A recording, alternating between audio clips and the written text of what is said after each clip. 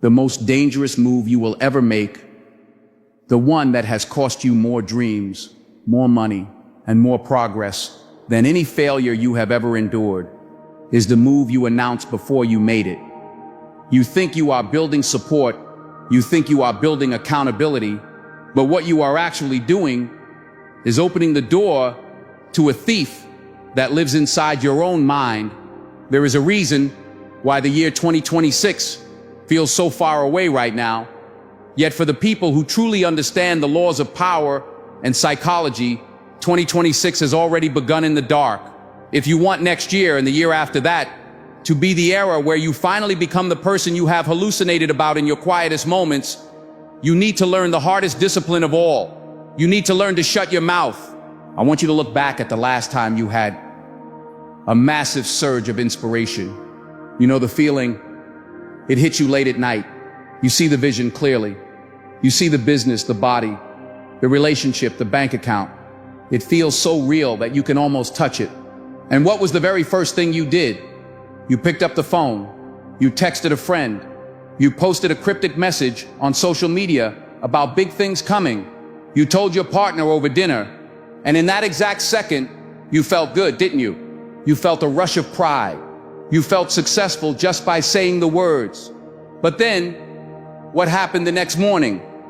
The fire was gone. The urgency was replaced by a strange, heavy lethargy. The gym didn't happen. The business plan stayed in the notebook. The savings account didn't grow. Why? Because you fell for the oldest trick in human psychology. You mistook the announcement for the achievement. There is a concept called social reality that explains why your dreams keep dying in the cradle. When you tell someone your goal, and they nod and say, "Wow, that's amazing, I believe in you," your brain plays a trick on you. It releases dopamine, the reward chemical, the same chemical you are supposed to get after you do the hard work. Your brain registers that social validation as a premature sense of completeness. You tricked your mind into feeling like you had already run the marathon, just because you bought the shoes and told everyone you were a runner. You gained the identity symbol without paying the price. And once the brain thinks the job is done, it stops generating the fuel you need to actually do it. You literally talked yourself out of the energy required to change your life. The repeated psychology tests are brutal, and they are clear. Those who kept their mouths shut worked for the entire duration of the experiment, while those who announced their plans quit early because they felt they were close enough. So as we look toward 2026, I am asking you to make a terrifying choice. I am asking you to kill the addiction to being seen so that you can finally be felt. We live in a world of chronic oversharing, a world where if it isn't posted, it didn't happen. But the most powerful entities in history, the ones who actually changed the world, they operated in the shadows until the work was undeniable. Think about Apple. When they were building the first iPhone, the device that changed human history, Steve Jobs didn't go on stage and talk about what he hoped to do. He didn't tweet about the grind. He created a fortress of silence called Project Purple. He locked the team in a building. He put badge readers on the doors. He told them, the first rule of Project Purple is you don't talk about Project Purple. It was like Fight Club for engineers. They worked 168 hours a week, isolated, stressed, obsessed, and completely silent. They didn't seek validation for their prototypes. They sought perfection. And because they held that tension, because they didn't release the pressure valve by talking, when they finally walked onto that stage in 2007, they didn't just release a product, they shifted the axis of the earth. You are not Steve Jobs, and you are not building an iPhone, but you are building the architecture of your own life, and the rules of physics are the same. Pressure is what makes diamonds, but if you poke holes in the pipe by constantly leaking your plans, you lose all the pressure. You lose the torque, you lose the power to shock the world. Imagine for a moment that you are a seed buried in the dirt. It is dark, it is heavy, it is uncomfortable. If you were a seed and you got tired of the darkness and you dug yourself up to show everyone that you were growing, you would die. You would dry out and wither. The seed needs the darkness. It needs the pressure of the soil to crack open its shell and send roots down deep. Your vision is that seed. It needs to be buried in silence to develop a root system strong enough to hold the weight of your future success. But you are terrified of the dark. You are terrified that if you don't post about your hustle, people will think you are doing nothing. You are terrified that if you don't tell people your plans, they will think you are stagnant. Let them think you are lost. Let them think you are broke. Let them think you are falling behind. There is a massive strategic advantage in being underestimated. As Machiavelli knew, the prince who says nothing controls everything. When people can't read you, when they don't know your next move, they cannot sabotage you. They cannot plant seeds of doubt in your garden because they don't even know where the garden is. You see, not everyone who claps for you wants you to win. This is a hard pill to swallow, but you need to digest it. There are people around you right now, people you call friends, people you share your dinner with, who are secretly terrified of your potential. They aren't bad people. They are just comfortable people. And your ambition, your desire to level up in 2026, it shines a light on their complacency. It makes them feel inadequate. So when you tell them your big plan, they don't say stop. They say, are you sure that's a good idea right now? They say, be realistic. They say, I just don't want you to get hurt. That isn't love. That is fear masked as advice. And if you listen to it long enough, their fear becomes your fear. Their doubt becomes your reality. You hand them the blueprint to your soul, and they scribble all over it with their limitations. Why would you give the keys to your happiness to someone who hasn't even unlocked their own? You must learn to move in silence. This isn't just a catchy phrase for a TikTok video. It is a survival mechanism for the modern age. Lil Wayne said, real G's move in silence like lasagna. It's funny, but it's profound. The most dangerous person in the room is the one who observes everything and says nothing. The one who is listening while everyone else is desperate to be heard. When you stop explaining yourself, you start evolving. Think about the energy you waste trying to convince people to understand your vision. You explain, you justify, you debate, you leave the conversation drained, and they leave the conversation unconvinced. That energy, that precious, finite mental fuel could have been put into the work. It could have been put into the execution. Words are cheap.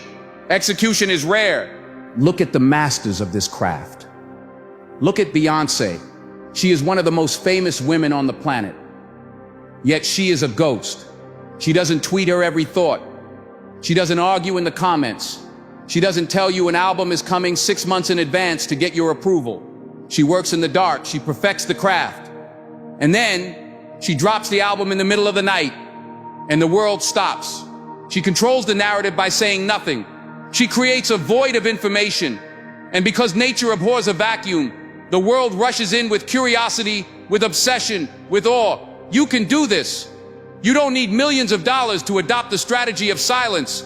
You just need the discipline to delay your gratification. You need to be willing to be a nobody for a little while so you can be a force of nature forever. There is a stoic power in this. The ancient philosophers understood that the more you value things outside your control, like the opinions of others, the less control you have over your own life. Epictetus, the slave who became a master of his own mind, told his students, don't explain your philosophy, embody it. Don't talk about being a good person, just be one. Don't talk about being a writer, write. Don't talk about getting in shape, train. When you talk about what you are going to do, you are begging for a loan from the world. You are borrowing respect that you haven't earned yet. And the interest rate on that loan is your integrity. Because if you don't deliver, if you talk big and fail small, you teach yourself that your word means nothing. You teach your subconscious mind that you are a liar. And once you lose trust in yourself, it is game over. But when you work in silence, when you make a promise to yourself and you keep it, when you wake up at 5 a.m. and do the 666 inches workout like Kobe Bryant, 2 hours of running, 2 hours of basketball, 2 hours of weights, and you don't post it on Instagram, you build something that no amount of likes can give you. You build self-respect. You build a callus on your mind that says, I do this because I said I would, not because they are watching. Kobe didn't train to be seen training. He trained to be undeniable when the lights came on. He famously said he wouldn't negotiate with himself. He didn't need the external validation because the internal standard was so much higher than anything the world could expect of him. That is the Mamba mentality. It's not about the noise, it's about the work in the dark. So how do we apply this to 2026? How do we take this philosophy and turn it into a weapon for your life?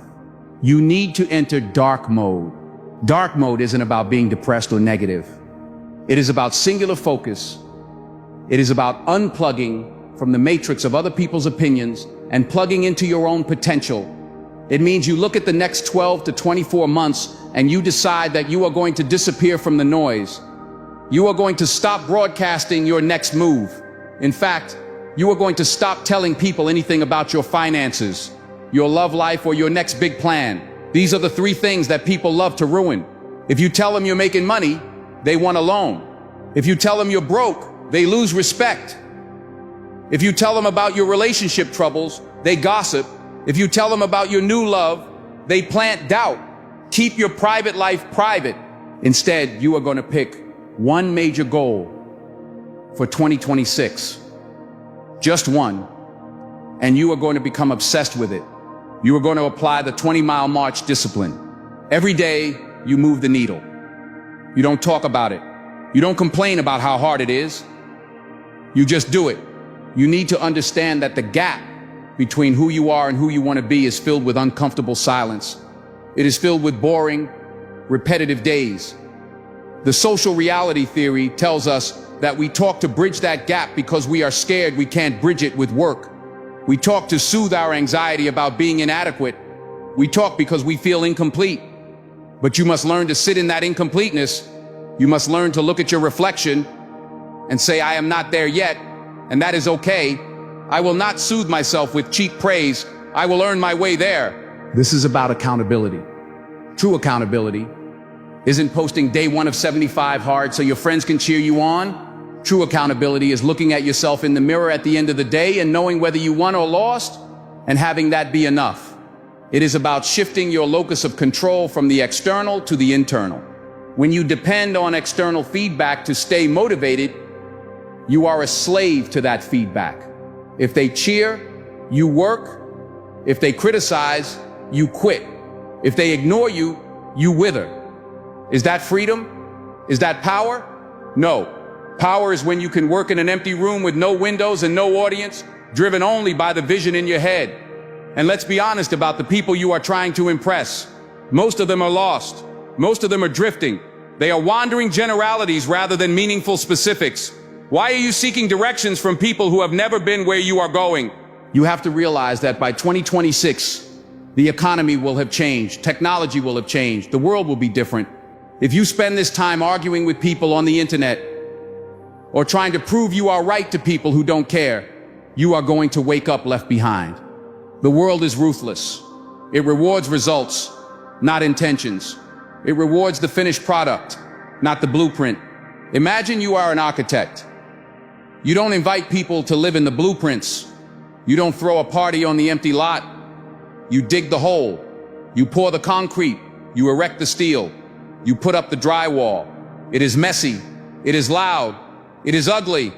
And then, when the paint is dry and the lights are on, you open the door and you don't have to say a word.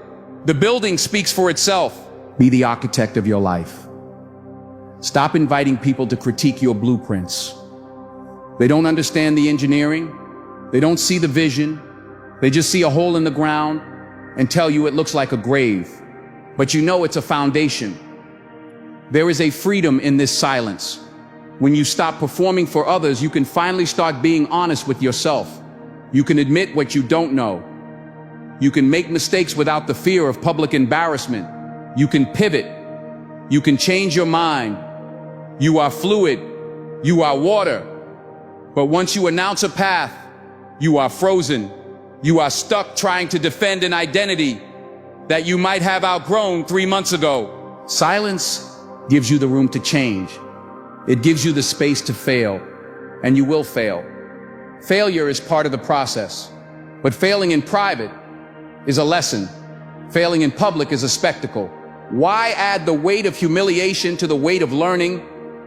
Keep your failures to yourself, extract the lesson, discard the pain, and keep moving. There is a concept in psychology called the 90-10 rule, attributed to Stephen Covey. 10% of life is what happens to you, and 90% is how you react to it. When you live loudly, when you react to everything, when you broadcast every thought, you are letting the 10% control you. You are reactive. But when you are silent, when you pause, you gain control over the 90%. You choose your response. You master your fate. So here is the protocol for the next era of your life. First, identify the identity goal you are most desperate to tell people about. The one that makes you want to brag. Maybe it's writing a book. Maybe it's making your first million. Maybe it's getting six-pack abs. Identify it. Now take a vow of silence on that specific goal.